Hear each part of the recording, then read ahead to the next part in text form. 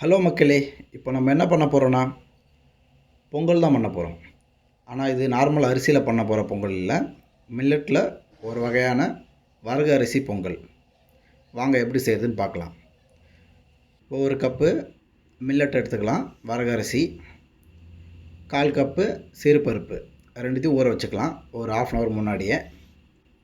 தேவையான இன்க்ரீடியன்ட்ஸ் பார்க்கலாம். வரகு அரிசி 1 கப்பு, 1/4 கப்பு சிறுபருப்பு, மிளகு சீரகம் தாளிக்க, இஞ்சி அரை துண்டு, பச்சை மிளகாய் 1, கருவேப்பிலை சிறிதளவு, முந்திரி பருப்பு தேவையான அளவு, நெய் அரை கப்பு. இப்போ செய்கிறது எப்படின்னு பார்க்கலாம். நம்ம இப்போ குக்கரில் தான் செய்ய போகிறோம். இது ரொம்ப ஹெல்த்தியான ஃபுட்டு. இப்போ 1/2 மணி நேரத்துக்கு முன்னாடி ஊற வச்சேன் வரகு அரிசியும் பருப்பையும் நம்ம குக்கரில் சேர்த்துக்கலாம். சேர்த்துட்டு நம்ம தண்ணி ஊற்ற போகிறோம். நாம் எடுத்த ஒரு பவுலுக்கு 5 பவுல் தண்ணி ஊற்ற போகிறோம் இப்போது.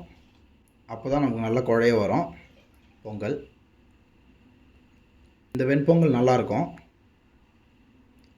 நீங்களும் உங்கள் வீட்டில் ட்ரை பண்ணி பாருங்கள். உப்பு போட்டுக்கலாம். நல்லா கலந்து விட்டுட்டு இப்போ நம்ம 5 விசில் விட போகிறோம். ஒரு பச்சை மிளகா 1 போட்டுக்கலாம், அது ஒரு டேஸ்ட் கொடுக்கும். நெய் 2 ஸ்பூன் ஊற்றிக்கலாம்.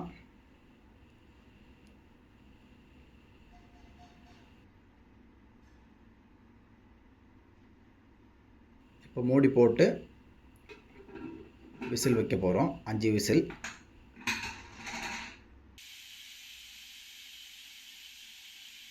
இப்போ 5 விசில் முடிஞ்சிச்சு. எடுத்துகிட்டு நம்ம கிளறலாம்.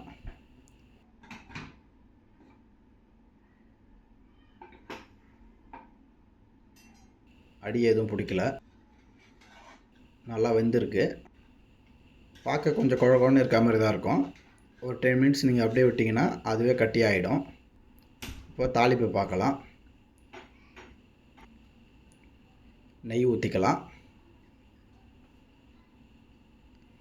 நெய் சூடான உடனே இஞ்சி போட்டுக்கலாம்.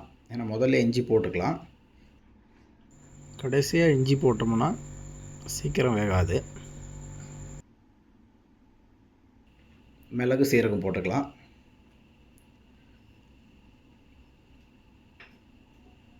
இப்போ பச்சை மிளகா போட்டுக்கலாம், அதையும் நல்லா வதக்கிக்கலாம். பெருங்காயம் போட்டுக்கலாம், நல்லா டேஸ்ட் கொடுக்கும். நல்ல ஒரு வாசனையாக இருக்கும், ஃப்ளேவர்ஃபுல்லாக இருக்கும்.